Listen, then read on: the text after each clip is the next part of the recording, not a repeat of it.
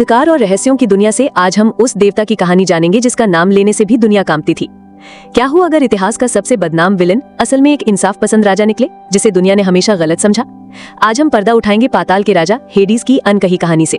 तो तैयार हो जाइए एक रोमांचक सफर के लिए। चलिए जानते हैं कि हेडीज कौन थे। वो टाइटन क्रोनस और रिया के बेटे और ज़्यूस और पोसाइडन के भाई थे।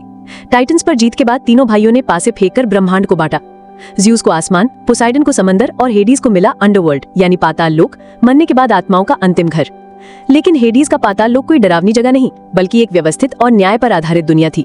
यहाँ आत्माओं को उनके कर्मों के अनुसार 3 जगहों में भेजा जाता था। आम लोगों के लिए एस्फोडेल मीडोज, नायकों के लिए स्वर्ग जैसा एलिसियन फील्ड्स और पापियों के लिए सजा की जगह टार्टरस। इस राज्य की सीमाएं 5 रहस्यमयी नदियां तय करती थीं, जो जीवन और मृत्यु को अलग करती थीं। इस साम्राज्य में कानून का राज था जिसे शक्तिशाली प्रहरियों द्वारा लागू किया जाता था। नाविक चारोन आत्माओं को किराया लेकर नदी पार कराता था। 3 सिरों वाला दैत्य सेर्बेरस दरवाजे की पहरेदारी करता था और 3 न्यायाधीश हर आत्मा के कर्मों का हिसाब कर उनका भाग्य तय करते थे।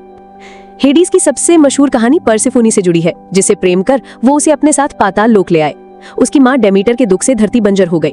तब एक समझौता हुआ। पर्सेफोनी को अनार के दाने खाने के कारण साल का कुछ हिस्सा हेडीज के साथ बिताना पड़ता, जिससे धरती पर सर्दियां आती, और बाकी समय अपनी मां के पास, जिससे वसंत और गर्मी आती। इस तरह हेडीज ऋतुओं के चक्र का एक अहम हिस्सा बन गए। हेडीज को अक्सर एक शैतानी शक्ति माना जाता है, लेकिन प्राचीन कथाओं में वो दुष्ट नहीं बल्कि एक कठोर और इंसाफ पसंद शासक थे। लोग उनका नाम लेने से डरते थे, पर उन्हें प्लूटोन यानी धन का दाता भी कहते थे, क्योंकि धरती का सारा खजाना उन्हीं का था। तो असल में हेडीज की कहानी बताती है कि अंधेरे में भी न्याय हो सकता है। वो विलन नहीं बल्कि वो राजा थे जिसे दुनिया कभी समझ ही नहीं पाई।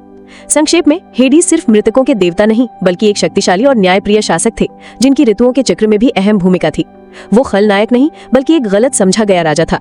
अगर आपको हेडीज की ये अनसुनी कहानी पसंद आई तो इस वीडियो को लाइक और शेयर करें। कमेंट में बताएं कि आप अगली बार किसकी कहानी जानना चाहते हैं, और ऐसी ही रोमांचक कहानियों के लिए चैनल को सब्सक्राइब करना ना भूलें। आज के लिए बस इतना ही। याद रखिए, हर कहानी के पीछे एक और कहानी छिपी होती है।